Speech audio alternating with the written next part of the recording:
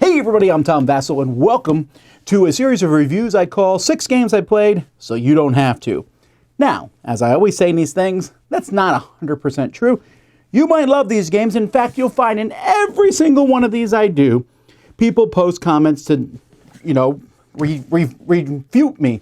And you know what? That's perfectly fine. There's people who are going to probably love these games, so just assume I'm wrong about them. But these are games I did not find particularly engaging, and I don't think most people who follow this channel would either. But hey, I might be wrong. But let me tell you my thoughts on them.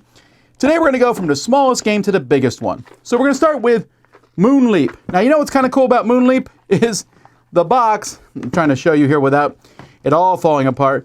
But the box itself is the board. See, it folds like this, this, and this. Woo!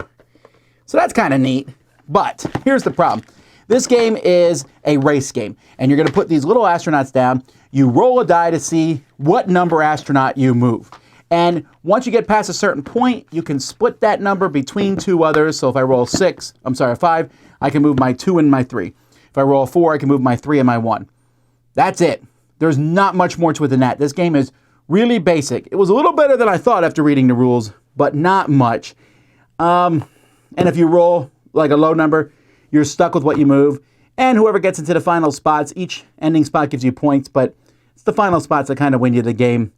There's not much here. It's a funny little concept, but not much of a game. I'd give this one a 4 out of 10, unfortunately.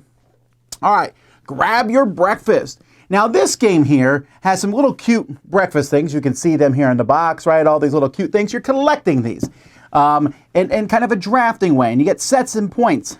That's all good. There's lots of games that do that. Sushi Go and, things like that. But it's an atrocious rule book, really, really bad rule book. And then and then you have to play a card to grab a card. So you need to draw the cards of the things that you're drafting anyway.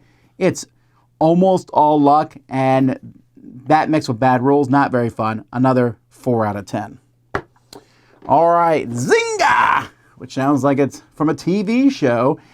This is a roll and write. But unlike many roll and write, so you roll some dice, and then you look for a number on your bingo-esque sheet.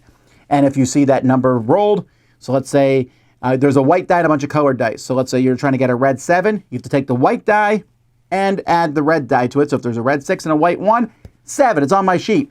So you're just looking for things on your sheet. You grab them. You write it down. The person who rolls the dice can use just the die without the white dice. That's sort of interesting, but this game is just who's faster. That's it. Roll, who's faster, grab them, write it. Not particularly interesting, 5 out of 10. All right, now we're moving up to some bigger games here. This one I find to be this is kind of a disappointment to me. This is from Van Ryder Games, and I like most of their stuff. I think Van Ryder is one of the top game companies out there. But there's a game called Keepers, which has some astounding photography in it. This box cover is good. If you look here, well, actually, let me just show you some of the cards from this. They're really gorgeous cards. Like, look at that one. Some beautiful trees. And this one, a waterfall. And this one here, some trees again. So this is a Dixit-esque game where someone says a clue, and then you all pick something that you think is, you're trying to either play a card that's closest to that clue or farthest away from that clue. It's not a bad concept for a game. It's very similar to Dixit, but it's not a very bad concept for a game. But these cards, as gorgeous as they are all too similar. If I say tall, there's a good chance I'll get 5 pictures of trees. It's just too much. Like the thing about Dixit was their cards are crazy and goofy and all over the place. These all look the same. I'm not taking away from their beauty. They're great. I'd put many of them up on my wall. But I cannot really recommend this as a party game, unfortunately. So it is a 5 out of 10. All right. Oak. Here's a big one here. Now, this is the Kickstarter version. That's why you're not seeing a lot on here. A beautiful game. The actual game looks more like the rule book here. But gorgeous production from Game Brewer. And we should know this by now. Game Brewer has really good productions. Unfortunately, the production, once again, as often happens in Game Brewer games, the production and then the actual practicality of everything is not useful. Look, this is the back page of iconography. That is all different icons in the game, and you have to remember where things go on the board. And there's artifact tiles. There's the appendix here is page after page after page. There's a lot of games that do this, but I never know what anything this game does. I have to look it up.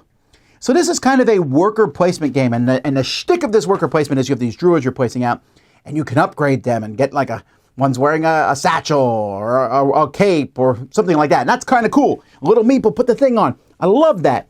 But A, that's really difficult to do. And B, it's not as exciting. That gives them a special ability that you then have to look up. But everything is like, I'm going to go here on the board, and by going here, I can then take these actions over here. And none of the actions are very interesting. You're moving up tracks and trees, and I love moving up tracks, but these tree tracks weren't very interesting. For me, the whole thing was a lot of work to get beyond the beauty. Again, the game looks gorgeous, and work, but not very fun. Also, the special abilities and the cards, and the different, there's like these monster cards, and there's, they're probably not called monster cards, creature cards or something like that. Artifacts, ingredients, and there was so much luck involved sometimes in getting this that some seemed so much better than the other. It just felt like a big mess to me, and I wanted to like this game a lot. I was very pumped about it, but I'm giving it a 5 out of 10. All right, last game today is a game I was pretty pumped about called Time of Empires. Despite this, I don't think, very stellar box cover. This looks like, hey, this looks like a discount video game from the 90s that you would find on the shelf, like a Civilization ripoff. That's what it looks like. So it's called Time of Empires, and guess what? It is a Civilization game. And it's a timer Civilization game. Because on your turn, you have 2 timers, and you will pick an action on the board, flip a timer, then you will do that action, and then you flip your other timer, and you have to wait till your timers run out before you do actions. This is not the first game to do that, but my liking of these gets less. Because what happens in this game is you are doing a civilization, you are getting technology, and this game has a really kind of weird, you discover a technology that you then turn into a building.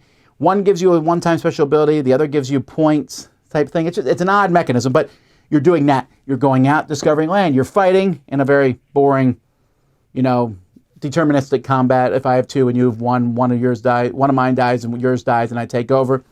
So you're doing all this stuff and you're flipping timers and doing all that. And when you're done each round, you look and you go, oh, that's what everyone else did. You really can't watch everybody else. So this leads to possible accidental cheating and not knowing what everyone else does. A civilization game where you're really not involved with what other people do. And that's problematic.